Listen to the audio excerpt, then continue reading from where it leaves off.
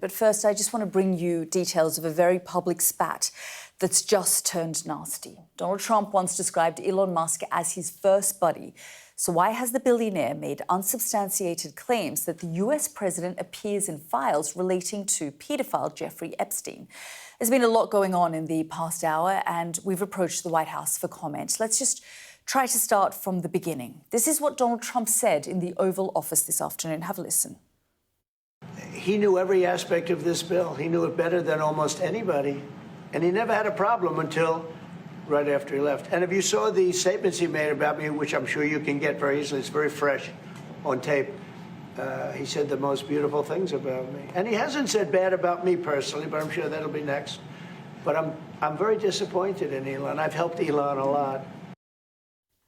That was Donald Trump this afternoon. Let's bring in our US correspondent, Mark Stone. I mean, Mark, these statements, these tweets, or, on Truth Social and X, have just been quite something in the last hour or so.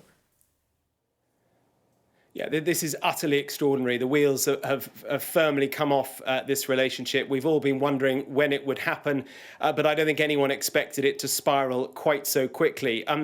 Yeah, let's try and break it down for you. So it was last week on Friday that the two appeared with a very fond farewell, so it seemed, in the Oval Office. Elon Musk had come to the end of his 130 days serving in the White House, and he was saying goodbye. It all looked pretty good. But as soon as he left office, he started to complain about Donald Trump's so-called big, beautiful bill. This is a spending bill that Donald Trump is trying to push through Congress. It would, says Elon Musk, raise the government and the country's debt massively. And so he started spouting off about that bill on social media. The first opportunity we got to question Donald Trump on his views of what his old pal Elon Musk was now saying about his spending bill was today when Trump was in the Oval Office with the German Chancellor. You heard there what Trump said about Elon Musk. To which Elon Musk first replied online on Twitter, of course. He said, whatever, keep the EV solar incentive cuts in the bill, even though no oil and gas subsidies are touched. And then he says, even in the entire history of civilization, there's never been legislation that's both big and beautiful. Everyone knows it. Then the wheels began to come off because Musk carried on by saying, without me, Trump would have lost the election. Dems would control the House and the Republicans would be 51-49 in the Senate. So it was looking like the wheels were coming off. Such ingratitude, so said Elon Musk.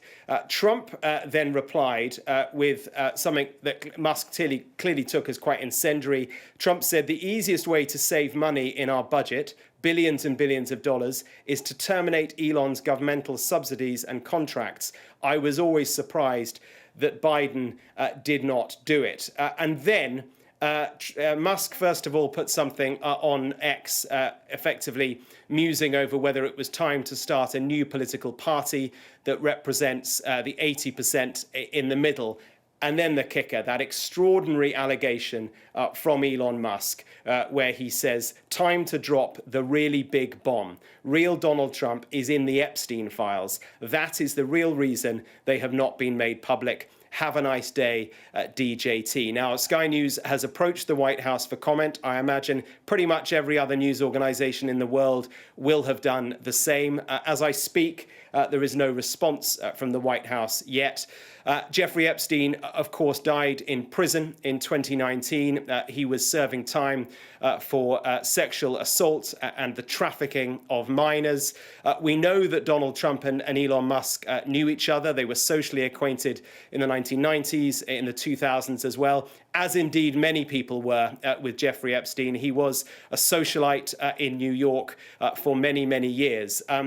But, I mean, this is extraordinary. You may ask, Elder, why does it matter? Well, we have the America's most consequential president now up against the world's richest man. These two people working together hold massive, massive political and financial clout, and we have seen how that political and financial clout married has upended American politics through the election campaign into this second term. But working separately, working apart, working against each other, it could be equally consequential. We await with, some amazement to see how Donald Trump responds to these extraordinary allegations that Elon Musk is now making. Yeah, absolutely. I mean, I can't imagine Donald Trump won't be responding. He doesn't like to be personally attacked in this way. Mark, thank you so much.